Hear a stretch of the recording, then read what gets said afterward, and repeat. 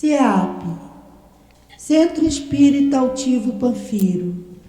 Uma casa de amor. Boa tarde a todos, aos amigos aqui presentes. Boa tarde a quem nos acompanha de casa.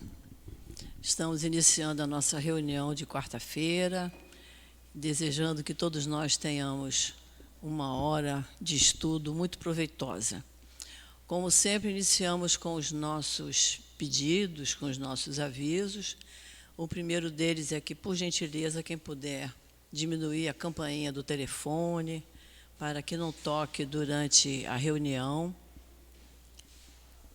E os nossos pedidos, muita gente já sabe, mas é sempre bom a gente lembrar.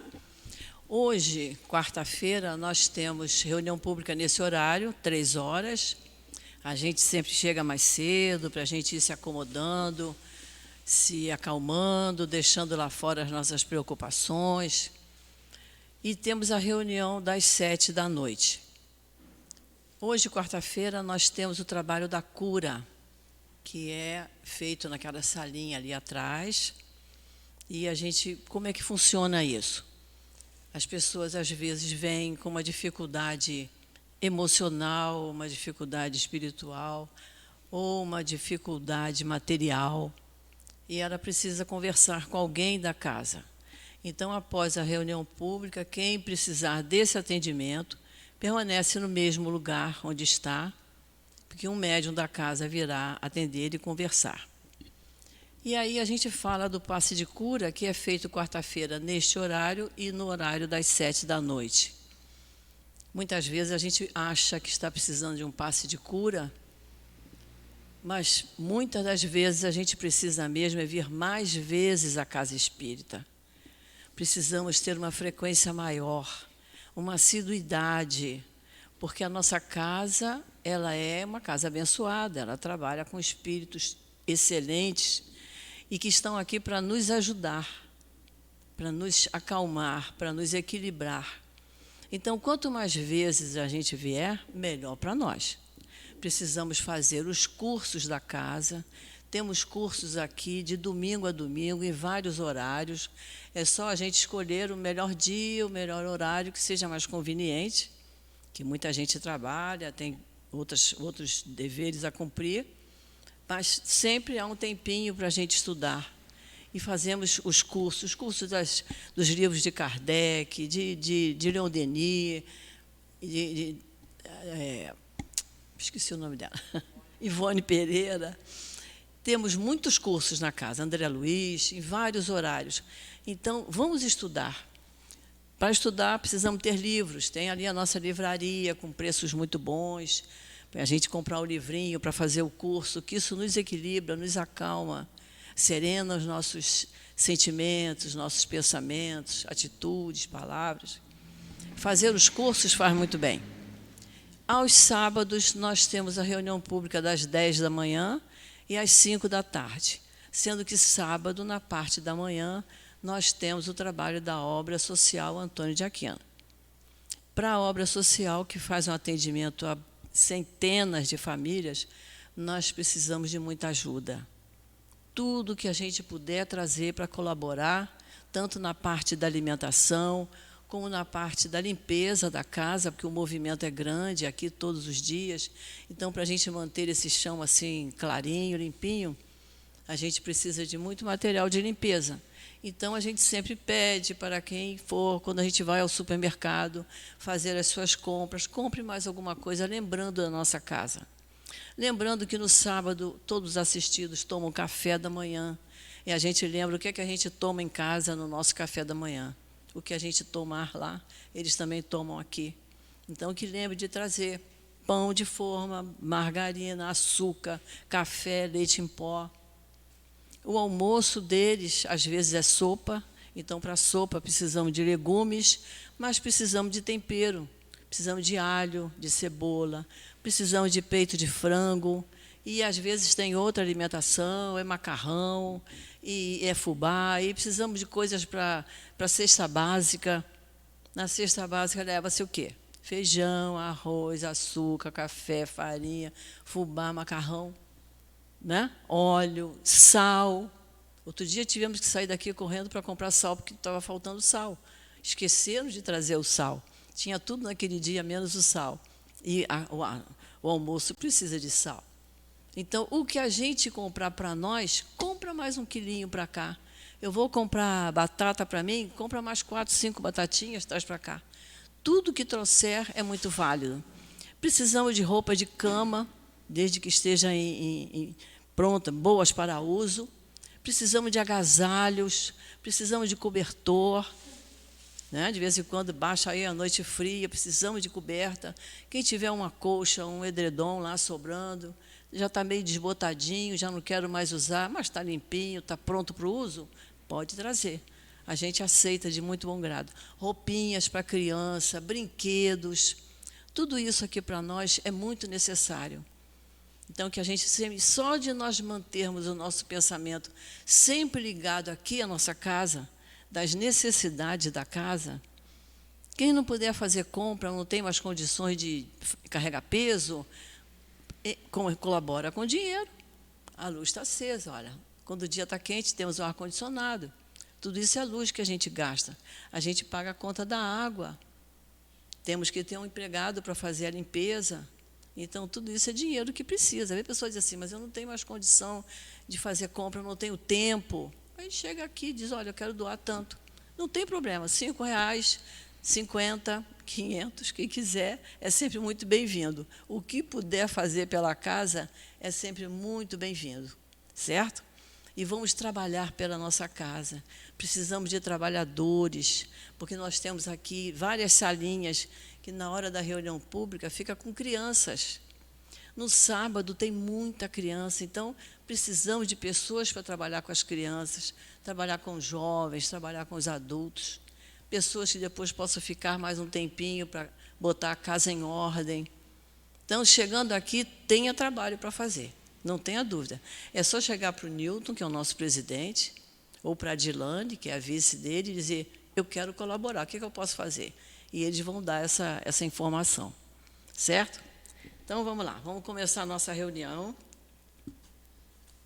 Como sempre, a gente começa com uma lição do livro Caminho, Verdade e Vida. Hoje é a lição 74, Mãos Limpas.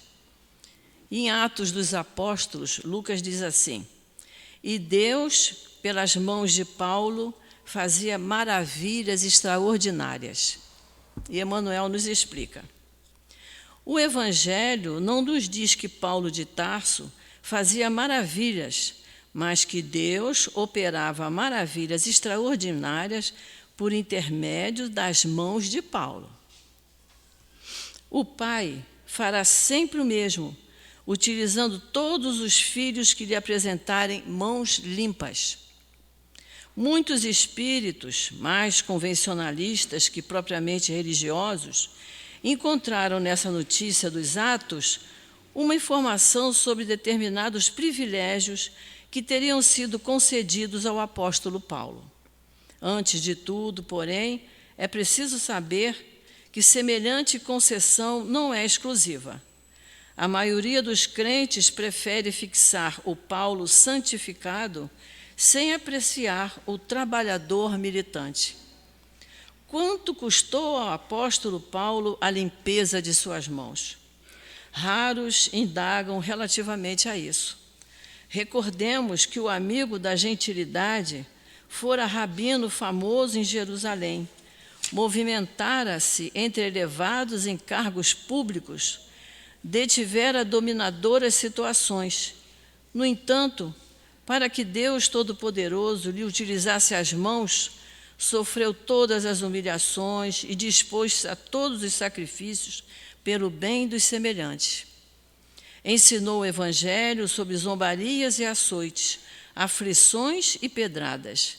Apesar de escrever luminosas epístolas, jamais abandonou o tear humilde até a velhice do corpo.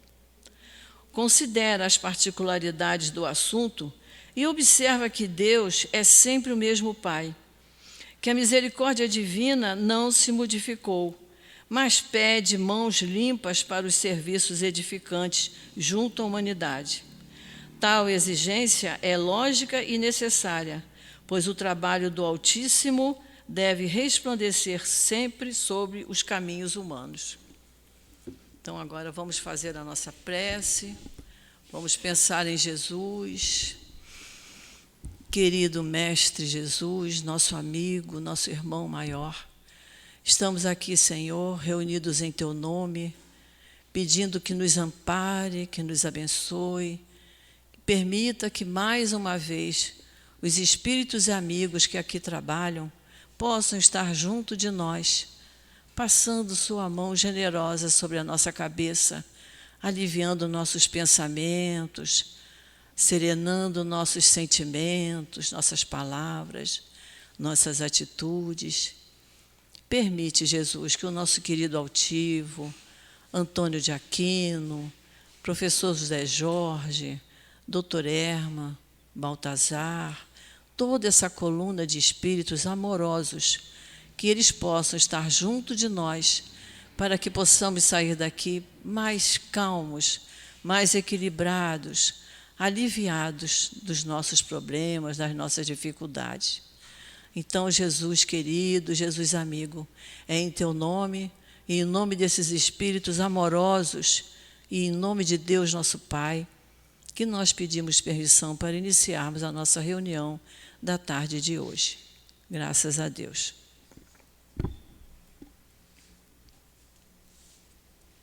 Hoje nós temos a alegria de termos a nossa companheira Sueli Gaudioso, que vai nos falar do Evangelho. Nós estamos iniciando o Evangelho, capítulo 10, Bem-aventurados que são misericordiosos. Eu vou ler só a primeira parte, para que ela possa ter mais tempo para discernir para nós. Perdoai para que Deus vos perdoe. No item 1, diz assim: Bem-aventurados os que são misericordiosos, porque obterão misericórdia. Evangelho de Mateus, capítulo 5, versículo 7. Se perdoardes aos homens as faltas que fazem contra vós, vosso Pai Celeste também perdoará vossos pecados. Mas se não perdoardes aos homens quando vos ofendem, vosso Pai também não perdoará os vossos pecados. Mateus, capítulo 6, versículos 14 e 15. Se vosso irmão pecou contra vós, ide e falai-lhe sobre a falta em particular entre vós e ele. Se vos ouvir, tereis ganho um irmão.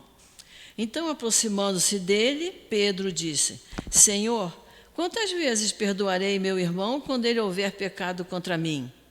Será até 7 vezes?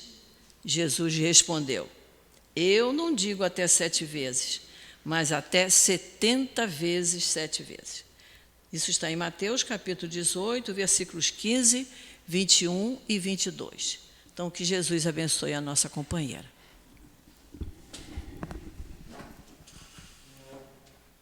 Então, mais uma vez, uma boa tarde. Que bom, mais uma vez a gente está aqui. Já somos íntimos aqui da casa e já reconheço um monte de sorrisos e recepção, como eu sempre falo, que é sempre uma recepção muito amorosa e nessa casa. E não poderia ser diferente, porque uma casa que tem, sob a direção do Dr. Herman, que é todo amor, não poderia estar diferente, né? Porque a gente recebe amor desse plano espiritual e é exatamente isso que a gente reproduz, o que a gente recebe aqui nessa casa. Essa seria o ideal da gente também fazer do lado de fora, né? Porque a casa espírita, ela é sempre muito cercada desses espíritos que sempre nos intuem ao bem, ao bom, à alegria. E é por isso que a gente, dentro de uma casa espírita, a gente sente essa energia gostosa. Tem uma coisinha boa aqui, e é por isso que eu volto sempre, né? Porque tem uma recepção boa, e não é, isso daí é explicado pela ciência espírita, essa magnetização do ambiente pelos nossos pensamentos. Então, quando você entra numa casa como essa, onde o pensamento de nós encarnados é um pensamento de alegria. Poxa, que bom, hoje eu vou entender alguma coisa e vou para a minha vida, para o meu exercício. Se a gente já entra assim com boa vontade, a gente vai se conectar com os espíritos, que somos nós, estou falando dos encarnados, que têm essa mesma proposta. E é sempre assim. Né? É sempre assim. A gente está sempre numa rede de pensamento, porque o nosso pensamento, nós estamos mergulhados num fluido cósmico universal, produzido por Deus. É uma matéria, né? É uma matéria que é muito fluida mesmo, mas nós estamos mergulhados nessa matéria. E o nosso pensamento, ele vibra nessa matéria. Então, quando você vibra a alegria, você vai se conectar com quem também vibra na mesma sintonia.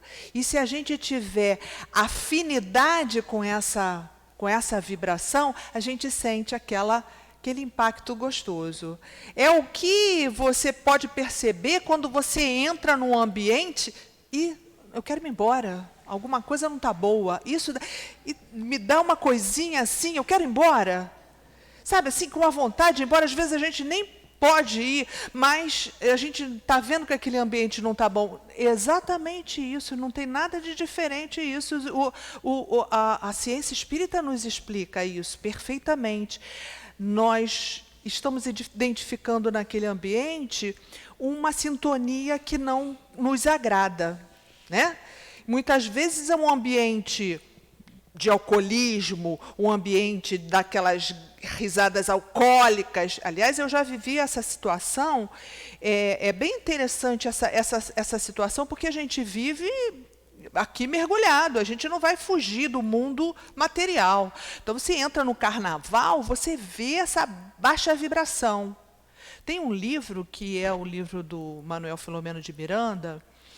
Ele descreve a visão espiritual do carnaval no Rio de Janeiro. E não é só essa visão espiritual, não. Ele ainda analisa e relata o trabalho do mundo espiritual no carnaval, nas Fronteiras da Loucura, o nome do livro. Eles têm um posto avançado, que seria uma colônia intermediária, localizada ali no Campo de Santana, onde está o carnaval no centro da cidade. Então, ali, eles têm uma quantidade enorme de espírito para recolher esses espíritos que estão em baixa vibração.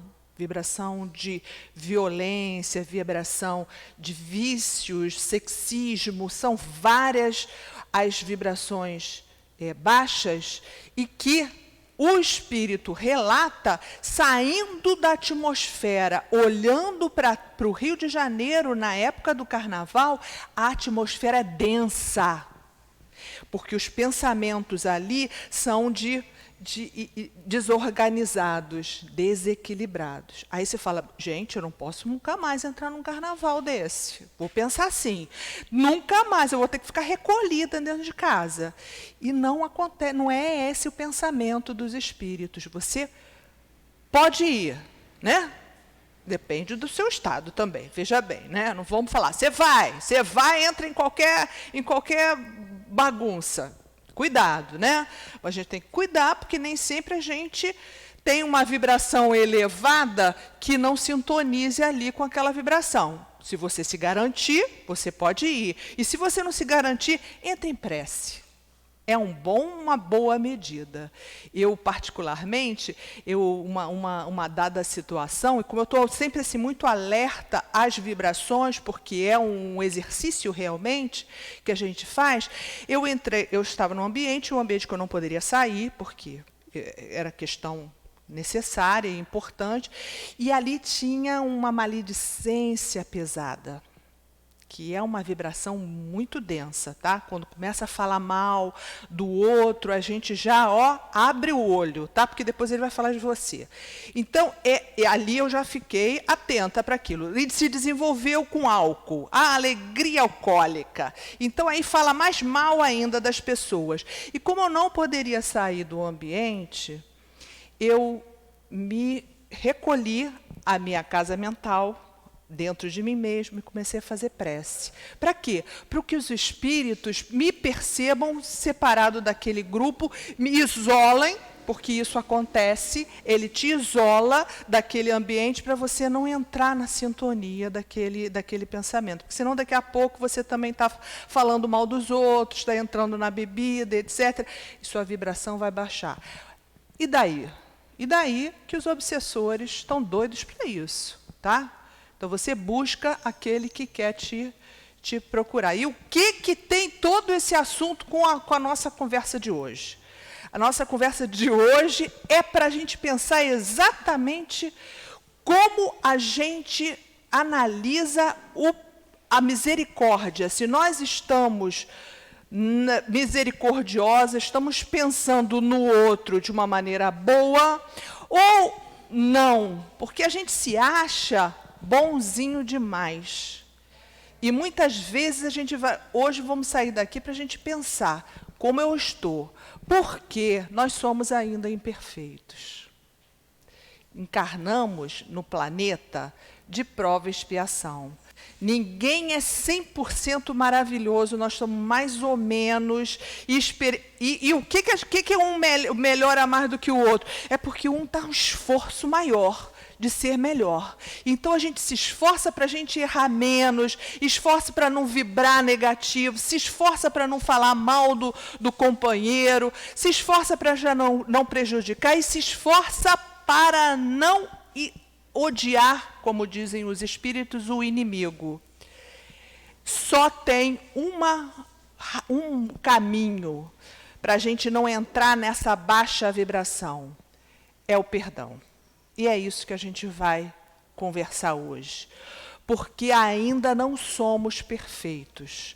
Mas a gente tem uma enorme dificuldade de ver a imperfeição do meu vizinho, do meu parceiro de jornada.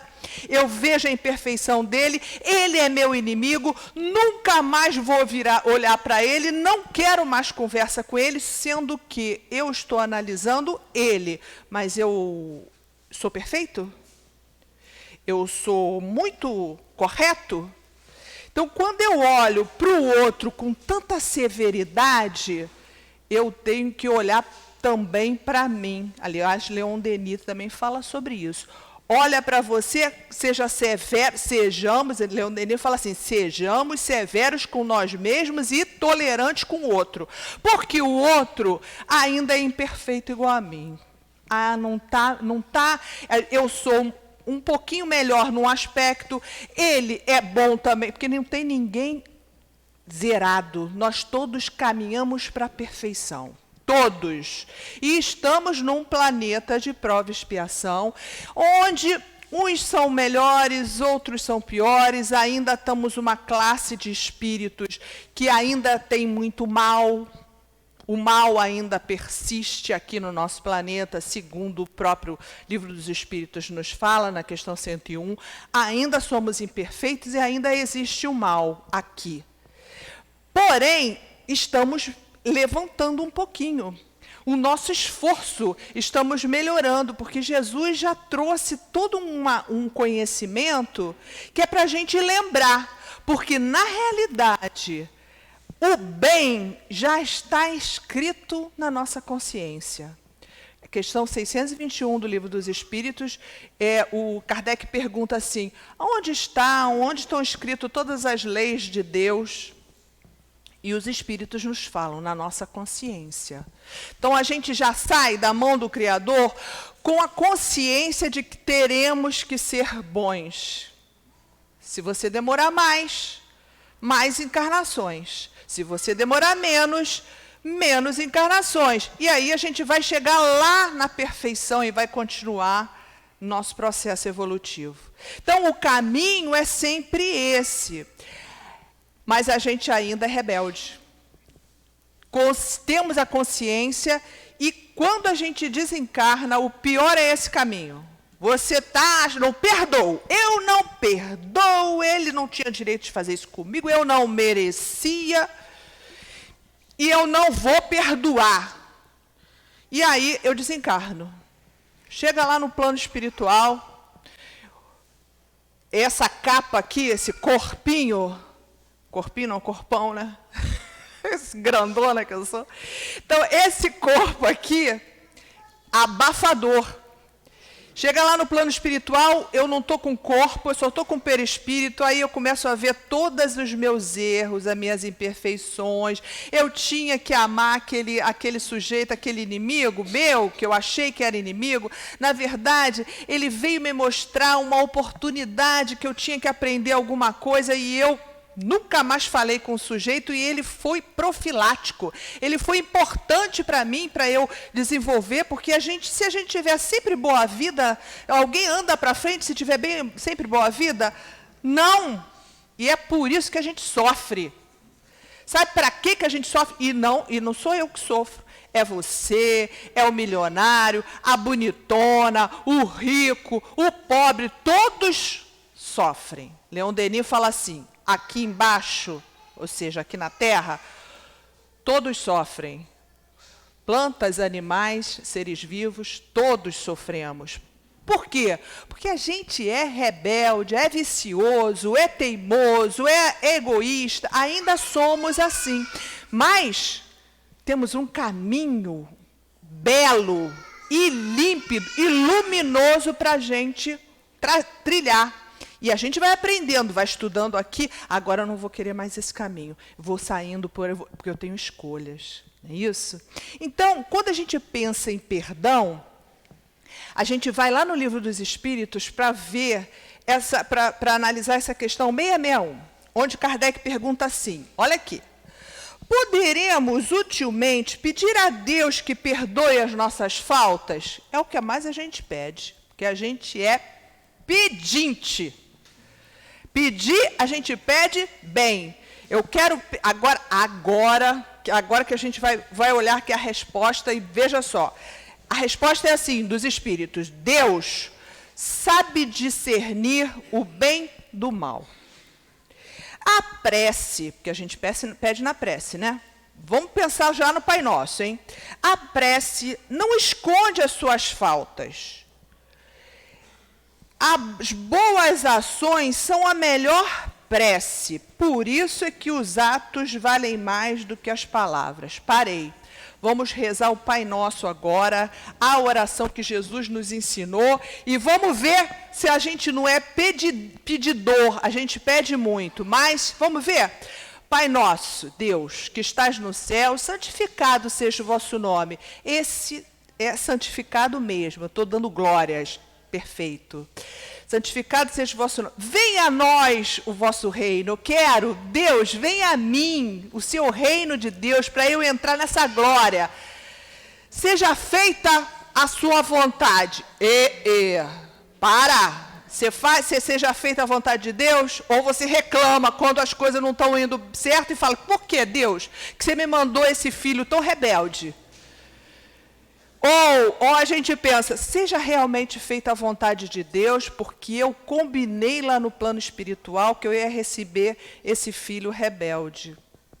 Aí, seja feita a sua vontade, assim na terra como no céu.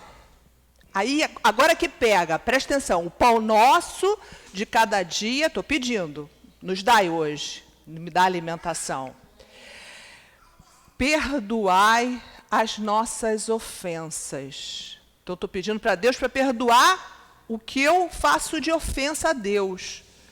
Assim como nós perdoamos a quem nos tem ofendido. Você perdoa a quem vos tem ofendido? Vamos pensar quando a gente fizer a prece. Vamos pensar se eu estou perdoando a quem nos tem ofendido. Não é isso? É uma bela e linda prece que é para a gente se conectar com Deus, mas também para a gente exercitar a nossa verdade interior. Porque senão não adianta a gente, como disse aqui o Espírito, não adianta a gente falar a prece, pedir a Deus, porque eu não estou agindo da maneira que a minha prece está falando.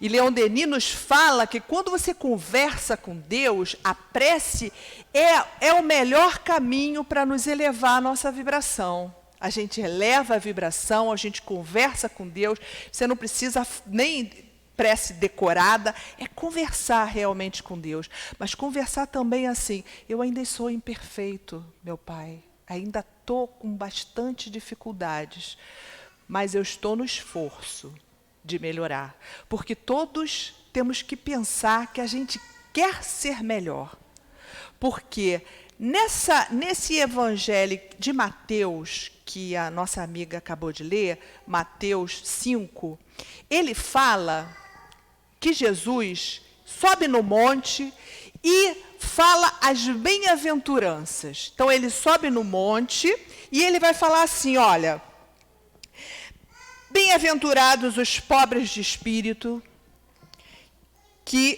porque deles é o reino de Deus. Os pobres de espíritos, leia-se, são aqueles que são humildes, que têm o espírito pobre. O espírito, a gente diminui a nossa vaidade. Por isso que é pobres de espírito. Não é o sentido que as pessoas comumente dão de pobres de espírito, não é isso? É o humilde. Então, eles falam, bem-aventurados os que choram, somos todos nós que sofremos aqui no nosso planeta, mas seremos bem-aventurados, mas não são todos os que choram, e não são todos os aflitos que são bem-aventurados, não. São aqueles que querem se transformar, e está lá no Evangelho, no capítulo 5 do Evangelho segundo o Espiritismo. São os que têm fé para mudar. Né? Esse sim, você chorar, porque todos vamos sofrer, então a gente chorar sim, porque é lícito a gente chorar, a dor dói, e a gente pode chorar.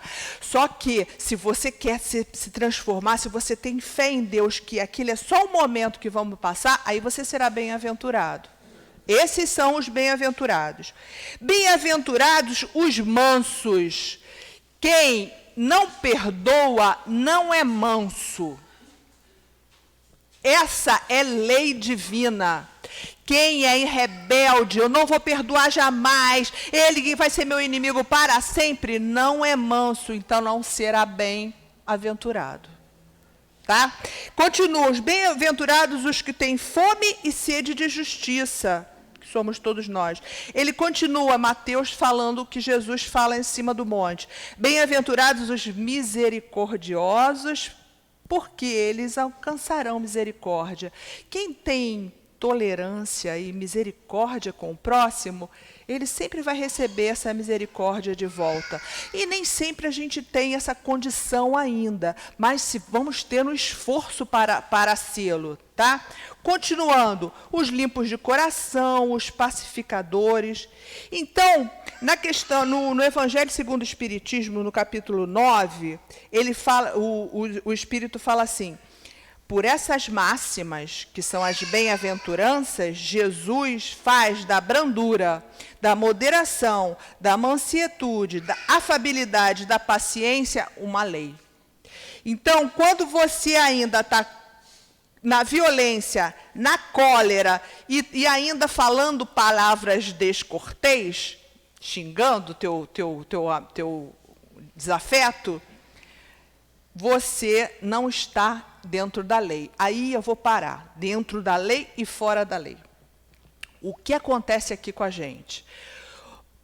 Deus deixa para a gente algumas leis, aliás, baseado lá no Pentateuco de Moisés, eles deixam leis morais. E lá no Livro dos Espíritos, você vê todas as leis divinas, são chamadas leis divina e natural, a partir da questão 614, que são leis de igualdade, lei de trabalho, lei de sociedade, de destruição, são várias leis que a gente vai estudar ali, que são leis de Deus, não é lei do homem, porque é mutável, hoje é uma lei assim, amanhã já mudou, e hoje... Não, são leis de Deus, e é lei que a gente tem que seguir. Então, por exemplo, vamos dar um exemplo, a gente tem que trabalhar. Eu falo sempre isso aqui, a gente é lei de trabalho. Nós estamos em lei de trabalho, que é lei divina e natural. Todos temos que trabalhar. Portanto, se você fica em casa sem nada fazer, nada, quando eu digo nada, é não ler um livro, não faz uma ajuda, não tem uma conversa com uma pessoa produtiva, não assiste, não venha a uma palestra, que isso daqui é ocupação útil. Quando a gente fala que é lei de trabalho, não é para você ganhar dinheiro, trabalhar, isso não é essa a questão. Lei de trabalho é uma ocupação útil. Você ficar o dia inteiro sentada de frente para a televisão, você não está dentro da lei, você é um fora da lei.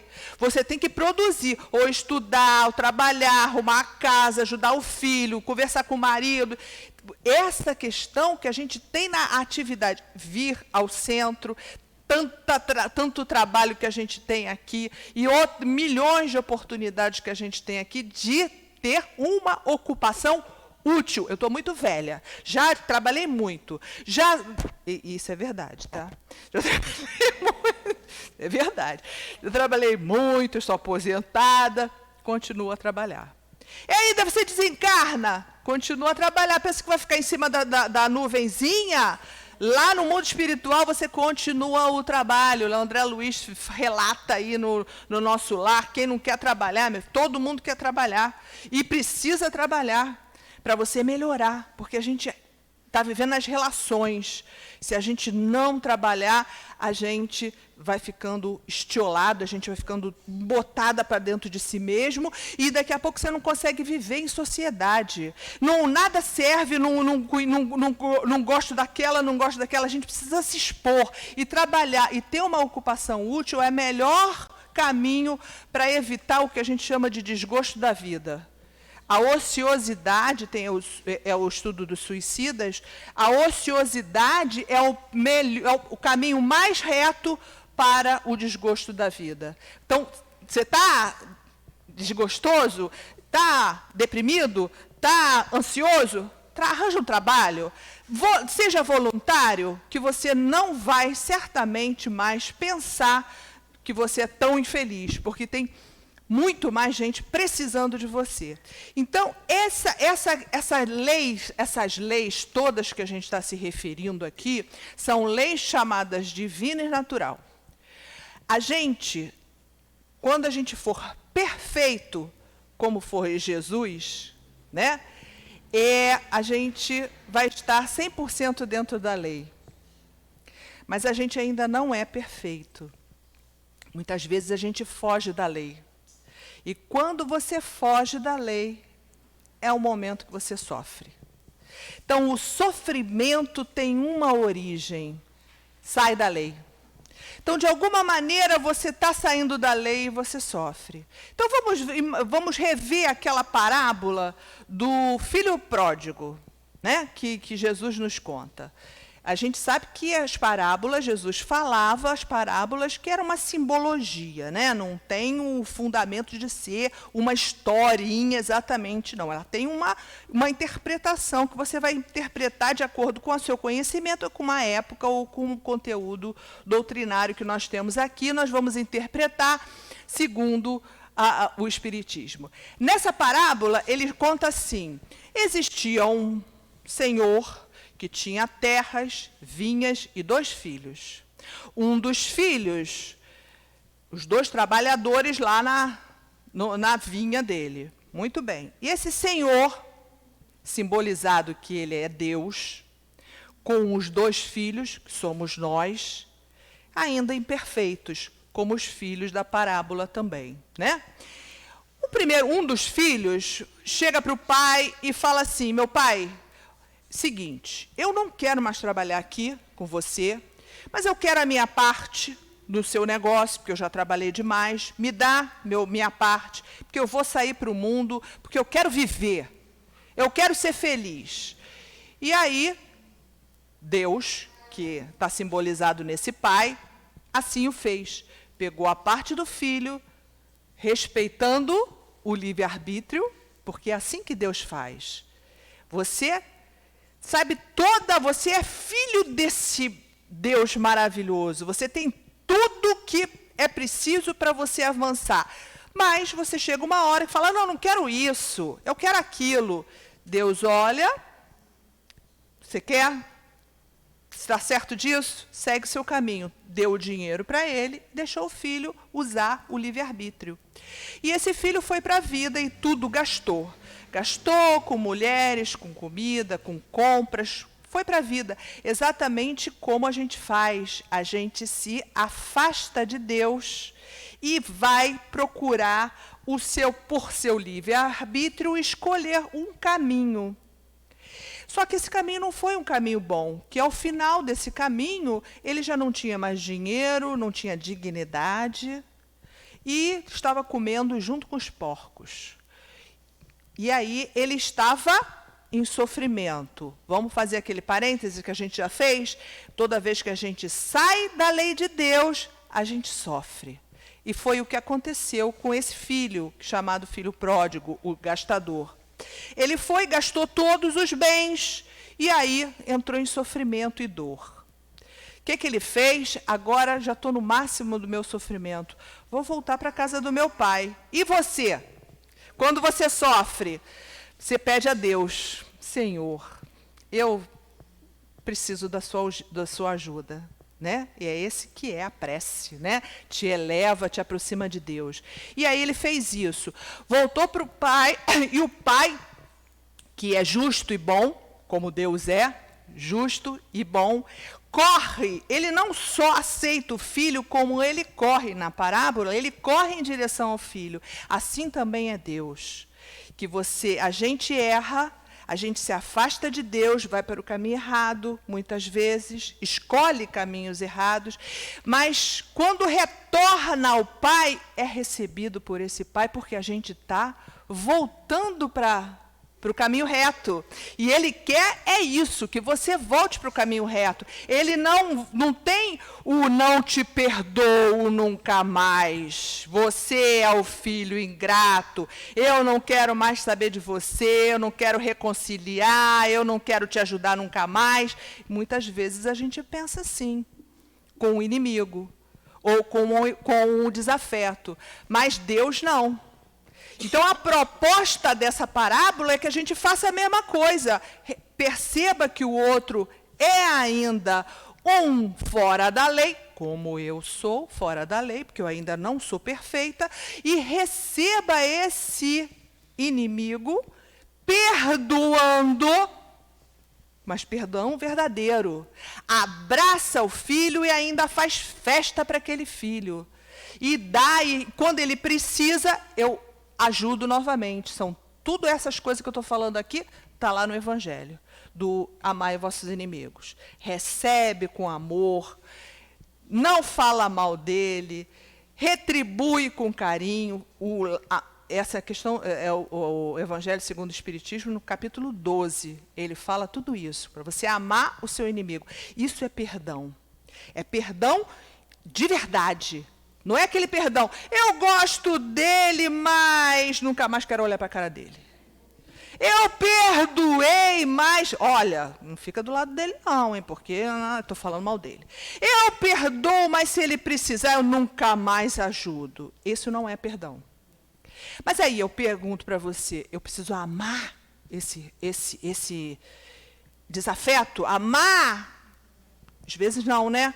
Porque nós não conversamos sobre a vibração? Ele não está na mesma vibração que eu. Ele está em outra.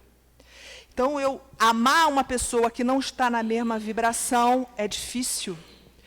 Mas eu não preciso amar e ser meu melhor amigo e entrar. Não preciso disso. Não é isso que Deus está falando, que Jesus fala, não. Amar o inimigo é perdoar. Perdoar com o coração. Mas não preciso ser o melhor amigo dele, porque a gente está em sintonias diferentes. Mas se eu não tiver aquele revide, se eu tiver todas essas características que eu acabei de falar aqui, eu já retorno para a lei. Eu já não estou fora da lei, porque quando eu estou no ódio, na vingança, no rancor, estou fora da lei. Quando eu estou fora da lei, eu sofro. Assim como o filho pródigo sofreu. Ele sofreu e o pai foi de encontro a ele. Só para continuar a questão do filho pródigo, ele tinha um irmão, né? O irmão, ele analisou aquela situação do pai, Deus, abraçar aquele filho e nós, como a gente ia pensar? Mas esse filho realmente merece esse tanta amor desse pai? Esse irmão pensou assim. E Emmanuel, analisando esse irmão que ficou revoltado com esse amor que o pai deu para esse irmão gastador, ele fala assim, mas eu sempre fui aquele filho que sempre ajudei em tudo, trabalhei, continuei aqui junto de você, agora você corre e ainda dá festa para esse meu irmão? Egoísmo, inveja, despeito, são imperfeições e viciações que a gente tem ainda. Porque se o outro foi recebido, por que eu tenho que me comparar a ele? Eu sou uma pessoa, mas a gente sempre tem um olho, para mim é melhor. Essa sempre são as nossas dificuldades.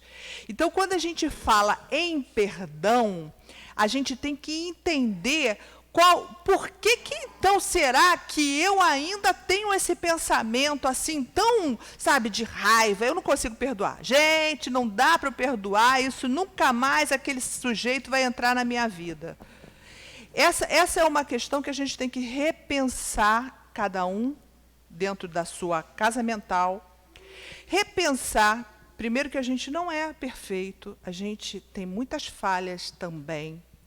E o outro, aquela falha dele é imperdoável.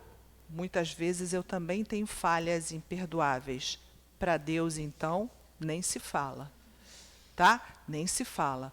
Porque quando a gente é egoísta, quando a gente é vingativo, quando a gente é rancoroso, nós estamos totalmente fora da lei. E estando fora da lei, nós iremos sofrer. Porque é lei. É lei de Deus. A gente vai... mas eu ainda não sou assim, não. Gente, eu nasci assim, cresci assim, vou morrer assim. Esse pensamento é um pensamento da imperfeição. Porque o Livro dos Espíritos fala assim, qual é a indicativo de maior imperfeição do humano? E os Espíritos nos dizem assim, que é o interesse pessoal. Que nós temos só interesse em nós mesmos. Nós somos egoístas. E é por isso, como é interesse pessoal, eu não valorizo o trabalho do outro. Eu não vejo que esse filho retornou porque ele quer voltar para o caminho. Vamos aplaudir. Vamos dar uma outra oportunidade, porque Jesus nos fala aqui que é para perdoar. Não é 7 vezes, é 70 vezes. É um número infinito. A gente perdoa sabendo que nós não somos perfeitos, mas que não preciso ser amigo, mas perdão, sim. É perdão das ofensas. O Emmanuel fala assim, no livro Mãos Unidas. Existe uma crise estranha das que mais aflige os povos. Referimos-nos à crise da intolerância.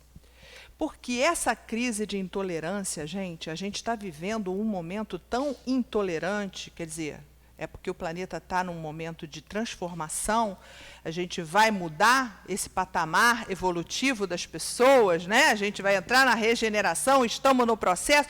Então, a gente repara muito essas imperfeições. O cara olhou para mim e já está brigando. E olhou 2 vezes e ainda leva tiro. Não é verdade? A gente não tem visto aí o tempo inteiro intolerância absoluta. O sujeito queria um troco de R$ 4 num fast food aí da vida, e aí não pôde receber aquele brinde de R$ 4, ele deu tiro no rapaz por conta disso. É intolerância.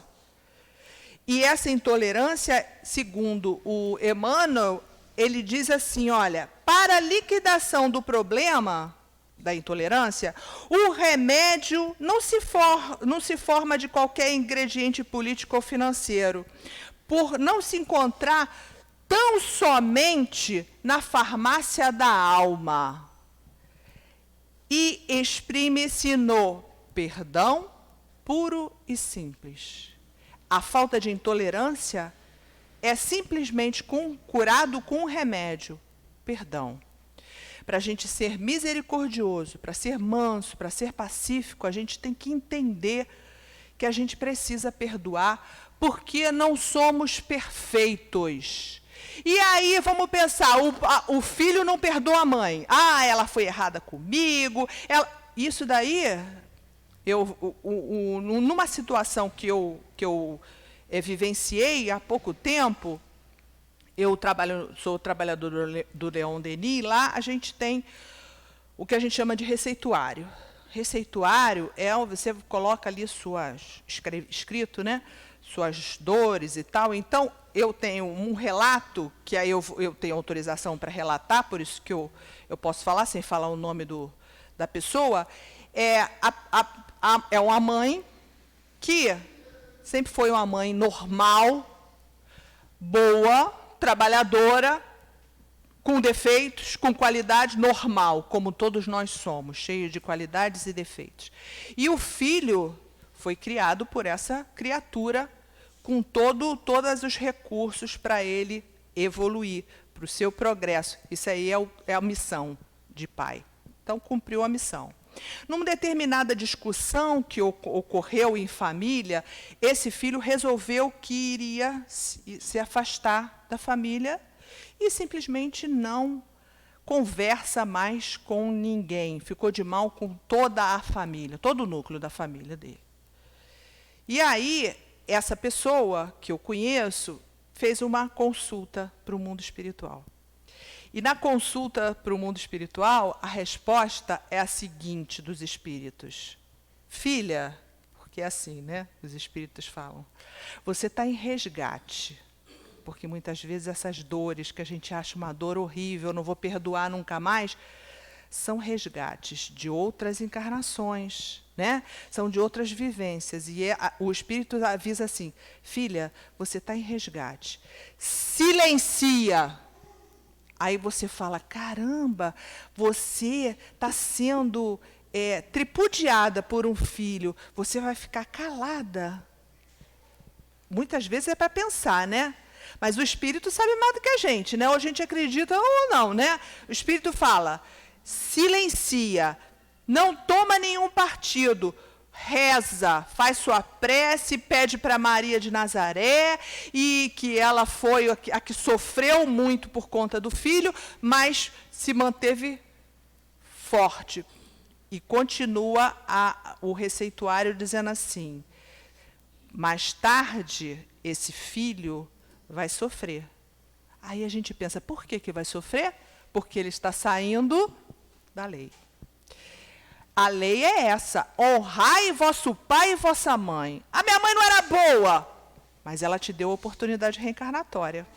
Então, você já tem dívidas com ela, honre-a. Você tem que honrar o vosso pai e vossa mãe, porque é obrigação. Ah, ela não foi fiel, ela fez isso, ela fez aquilo. Mas ela te botou a oportunidade reencarnatória para você trabalhar, evoluir, progredir. Então, perdoa. E se não houve perdão, não tem misericórdia, vai sofrer. E aí a continuação da mensagem do Espírito, ele ainda fala assim, depois, mais tarde, você, filha, terá que ajudar esse filho. Aí, se você pensa, meu Deus, essa mãe que sofreu uma barbaridade e o filho vai voltar, aí a gente pensa na parábola do filho pródigo. Se voltar, vai voltar e terá que ser abraçado, porque você vai ter que auxiliar. Esse é o perdão. Então, essa situação que eu estou descrevendo para vocês, que é verdadeira e real, é um similar à questão da parábola. E se você tiver esse pensamento, nunca mais eu perdoo, nunca mais, aí você também vai estar saindo da lei. Então, o caminho é profilático. E tem outros aspectos ainda por cima, que o perdão, como a questão do perdão é uma coisa muito orgânica no teu corpo, você elabora enzimas, hormônios, quando você está manso, pacífico, generoso. Então, você elabora ocitocina, endorfina, serotonina. São hormônios constatados pela neurociência que você produz quando você perdoa. Então, o perdão é um remédio salutar. É difícil, muitas vezes é difícil, mas silencia, como disse o Espírito para essa mãe, silencia, não entra em confronto, não entra em guerra, porque muitas vezes ela acirra e aí o perdão vai ficar cada vez mais longe de você. Então, o caminho, entendemos que o caminho é o perdão e a prece. É o caminho que sempre vai nos ligar, porque aí você eleva a sua condição e o outro que não nos ama ainda, ele vai chegar o momento próprio dele para ele acordar. Porque, como dizem os espíritos, a gente não tem obrigação de violentar consciências. Eu não tenho que obrigar o outro a pensar como eu.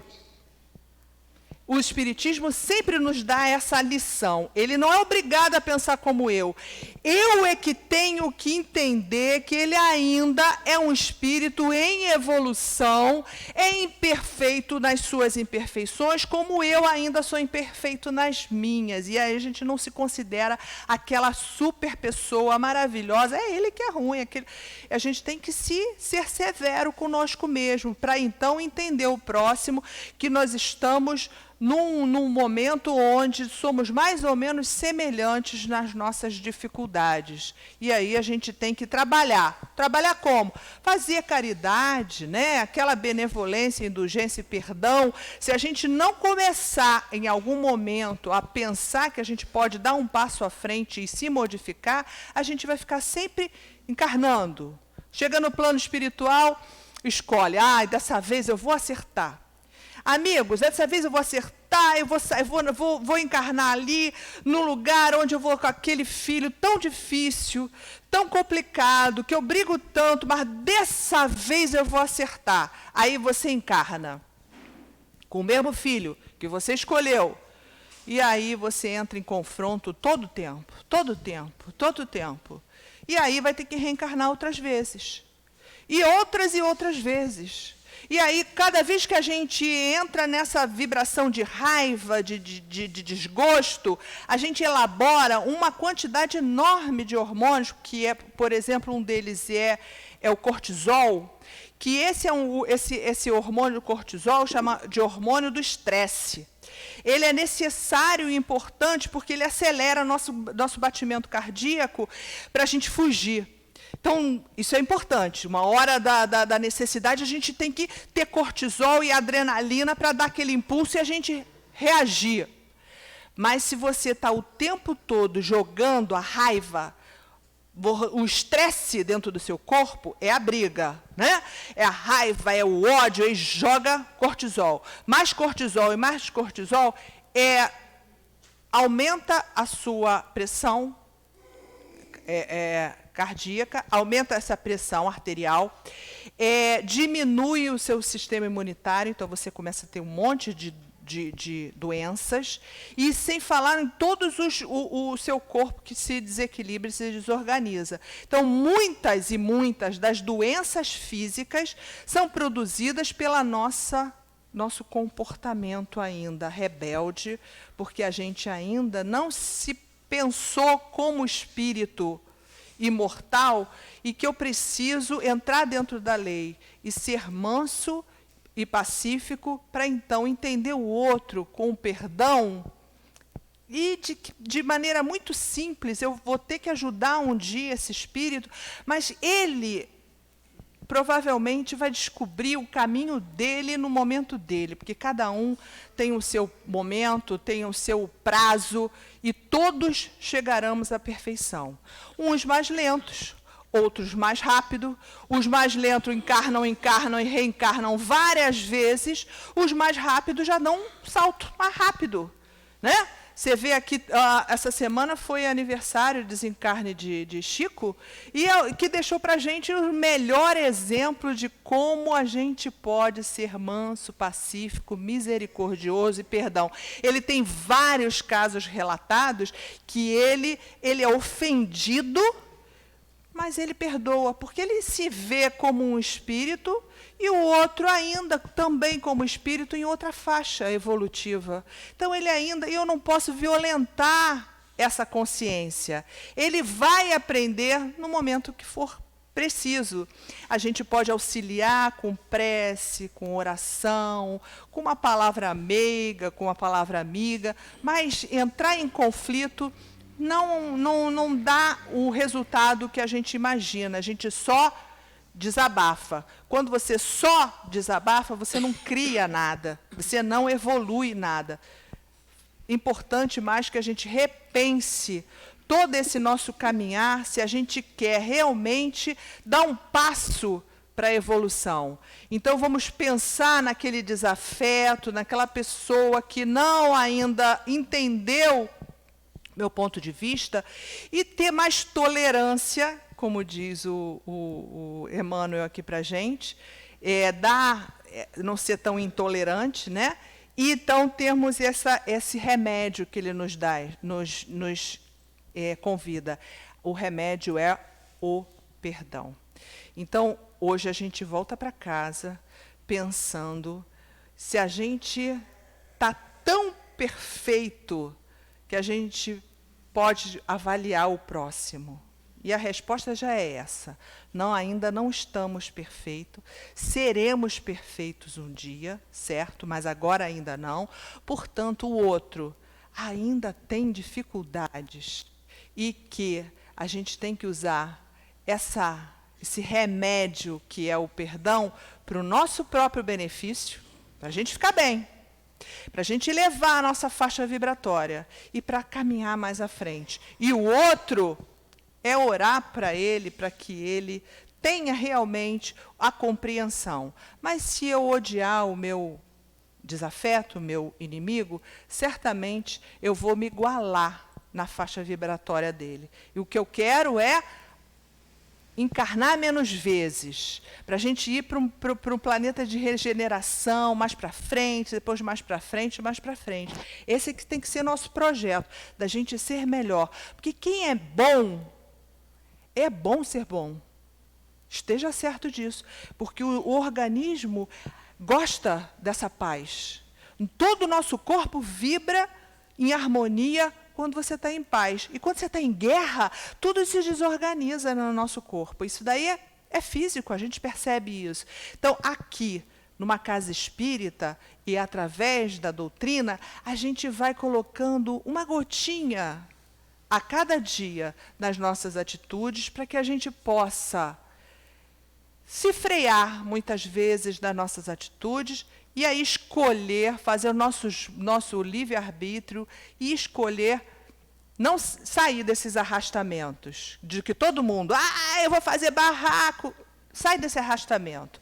Vamos mudar o nosso foco e pensar positivamente. Se não tiver como a reconciliação, Então, que a gente vibre pela pessoa, nunca com ódio, mas sempre que ela, então, seja no momento dela, para ela andar também para frente, como nós desejamos também que a gente ande. Então, assim, que a gente vá para casa hoje, repense toda essa conduta, e quando a gente estiver de frente, né, de uma situação, que a gente reflexione, dê um passo atrás, para a gente não entrar na faixa vibratória daquele desafeto. Porque muitas vezes a gente entrando na faixa vibratória, quem perde somos nós. A gente se eleva, entra em prece, silencie, como diz o Espírito, da história que eu contei para vocês aqui, do receituário. Então, que Jesus, então, nos envolva, nos apoie e nos estimule com os seus conhecimentos, com a sua vibração sempre amorosa, que a gente saia daqui certos de que não estamos sozinhos e que esse caminho a gente sempre tem um guia e um ajudante espiritual para nos intuir para o bem. É só a gente ter ouvidos dóceis. Jesus nos ilumine.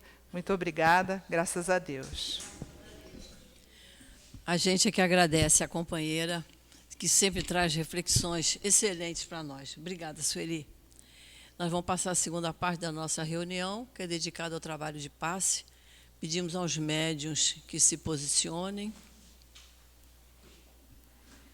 enquanto nós outros que vamos tomar o passe, vamos nos acomodar no nosso lugar, vamos fechar os nossos olhos, vamos pensar em Jesus, vamos lembrar que todos nós temos um anjo da guarda, que é um espírito querido, amigo, que está junto de nós para ouvir as nossas súplicas.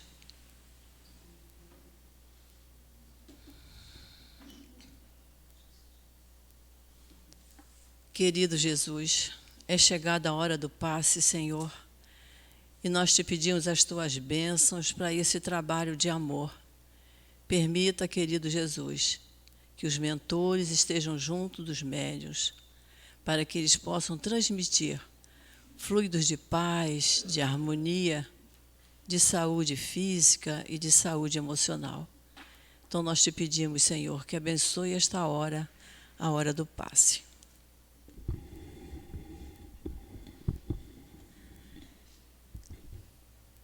Boa tarde. Mãos limpas. Deus, pela mão de Paulo, fazia maravilhas extraordinárias. Está em Atos 19:11. O Evangelho nos diz que Paulo de Tarso fazia maravilhas. Realmente, não era Paulo que operava maravilhas, e sim Deus, que pelas mãos de Paulo fazia maravilhas extraordinárias. Assim como Deus usava as mãos de Paulo, também pode usar qualquer um dos seus filhos como instrumento. Basta para isso que estejamos dispostos ao trabalho de amor, fé e caridade ao próximo. A essa dedicação de boa vontade e fazer o bem, chama-se a isso mãos limpas. Portanto, Paulo não foi, de forma nenhuma, privilegiado por Deus de ter-lhe concedido o dom da cura. Foi através de sua conversão e passando a conhecer e praticar o Evangelho de Jesus que Paulo renunciou a todo o seu passado de célebre rabino, de elevados cargos e altos poderes, para se dedicar à prática dos ensinamentos de Jesus. Foi uma decisão que lhe custou muito caro, sofrimento de toda a ordem, morais, físicas e espirituais.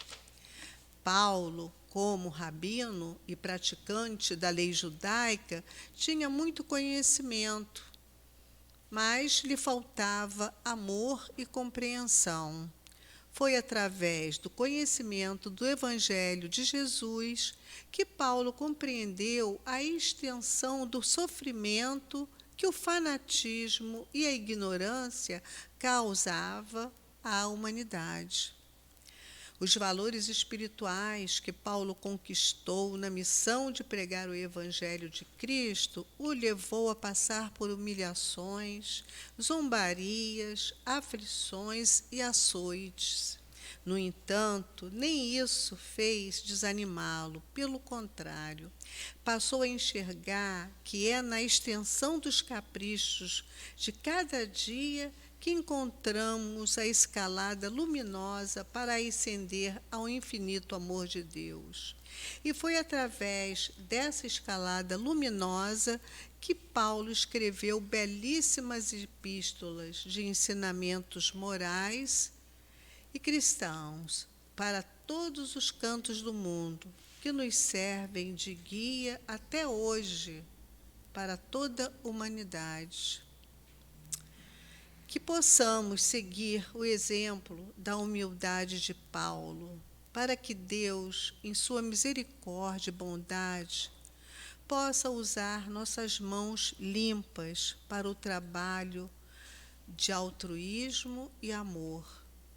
Que a paz do nosso Senhor Jesus Cristo esteja com todos nós e que nós tenhamos uma semana abençoada pelo poder de Deus. Graças a Deus.